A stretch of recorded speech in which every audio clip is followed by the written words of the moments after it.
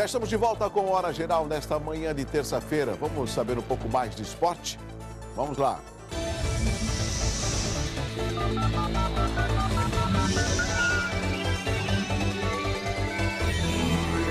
O paratleta de Praia Grande, Heitor Mariano dos Santos, foi o melhor atleta do continente americano na meia maratona de Oita, no Japão. A competição é considerada a Copa do Mundo para cadeirantes.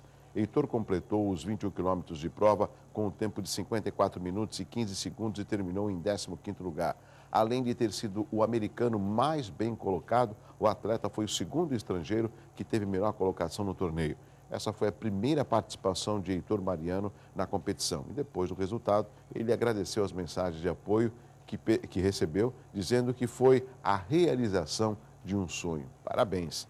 Nosso convidado de hoje, o César Eduardo Padovan Valente. Tudo bem, César? Bom dia. Prazer recebê-lo aqui no Hora Geral. O César, ele é gerente da Agência Ambiental de Santos, na CETESB.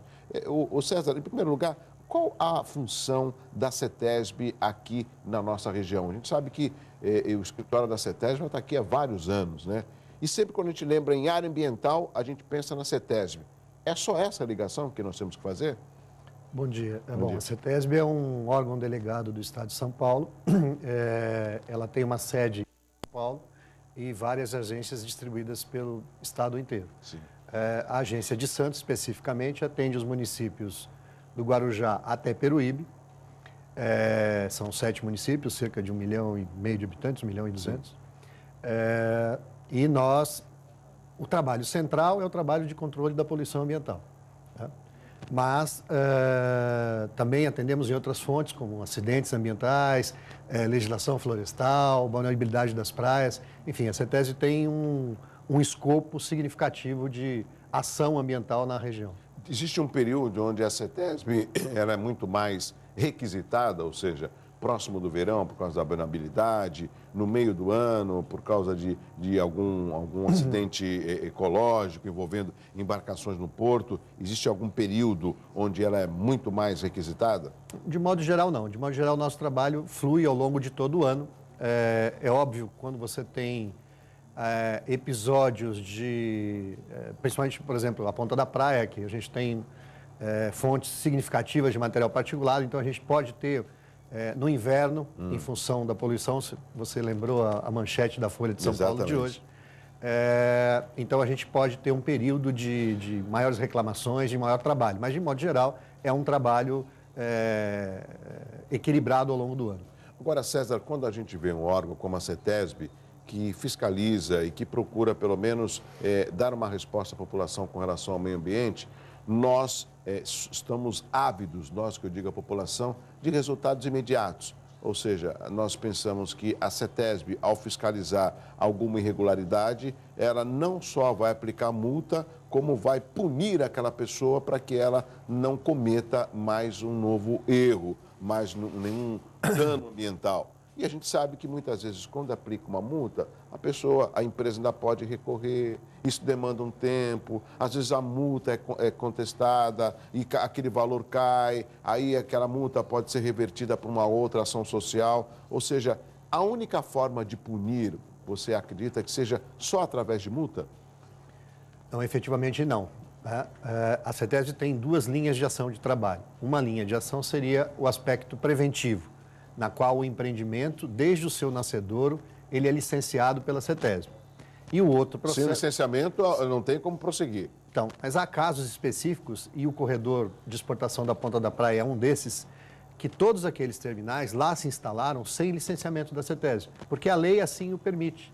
A lei da CETESB é uma lei de 1976, que o legislador, à época, talvez naquele momento, a armazenagem de grãos não fosse considerada uma fonte de poluição tão significativa. Então, na Ponta da Praia, estes empreendimentos, que já estão instalados lá há mais de 20 anos, 25 anos, foram implantados sem esse processo de autorização, de licenciamento. Licenciamento. Então, neste caso específico, nós atuamos somente na fiscalização. E a fiscalização pressupõe a constatação da regularidade, a aplicação da penalidade e que o empreendedor também cumpra aquilo que foi determinado. E o que a gente tem percebido ao longo desses anos é que A despeito da aplicação das multas, nós temos aplicados bastante multas, muitas multas ao longo de todos os anos. Essas muitas multas são multas em quantidade ou multas pesadas? Elas são... De valor? Valor pecuniário não são tão significativos pelo porte do empreendimento. A gente está falando aí, uma multa recente nos terminais foi algo de R$100 e poucos mil, 120 mil. Quer dizer, para um terminal, é um valor até que baixo. E tem um dado também que nos preocupa. Você falou desse processo de postergação da multa. Para você ter uma ideia, dados de 2013 indicavam que só 10% das multas da CETESB eram pagas. Há um processo jurídico muito lento, há um processo... assim que você aplica a multa, o interessado tem até 20 dias para recorrer, depois a análise de recurso, vai para o departamento jurídico. Esse processo se arrasta. Eu tenho multa na agência de 2009, 2008, que ainda não foram pagas. Hoje é um instrumento um pouco mais ágil, que é a ação da Procuradoria-Geral do Estado. Ela permite que aquele que não paga a multa seja inscrito na dívida ativa do Estado. Então, isso propicia uma agilidade com que a CETESB...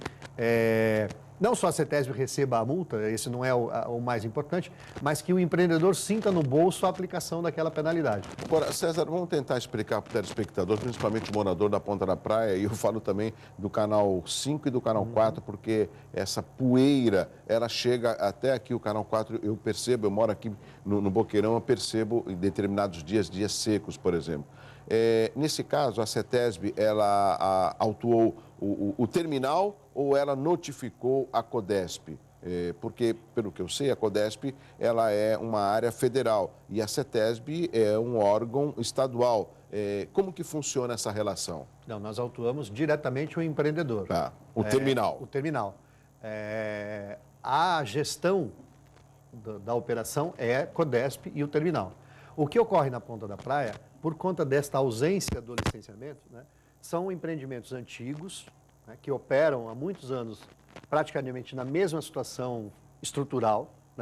Não houve por parte nem da CODESP, nem dos empreendedores, ao longo desses anos, uma modificação significativa de modo que você pudesse diminuir consideravelmente essa questão da emissão de poluentes, porque na armazenagem de grãos, a gente tem fontes secundárias de poluição e a gente tem fontes primárias. As fontes primárias seriam aquelas mais importantes. Quais são?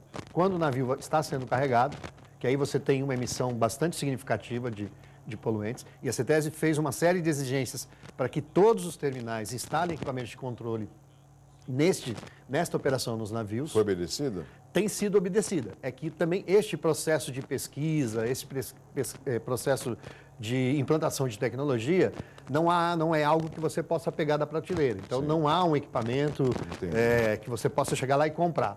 O que a gente tem feito na parte de trás, na secundária, por exemplo, são os armazéns, as correias transportadoras, os elevadores de canecas, todos eles têm equipamentos. Mas aí a gente depende, o fiscalizador depende muito do empenho daquele que está operando para que você opere de forma adequada. E o que a gente tem percebido é que há uma relutância do empreendedor no sentido de não trabalhar aquilo de uma maneira correta o tempo inteiro. Então, há dificuldade. A gente vai continuar essa discussão importante, até porque tem perguntas pelo 3041-6777. Eu vou chamar um rápido intervalo. Na sequência, eu continuo conversando com César Eduardo Padovan Valente, ele que é gerente da Agência Ambiental de Santos, na CETESB. Eu volto já.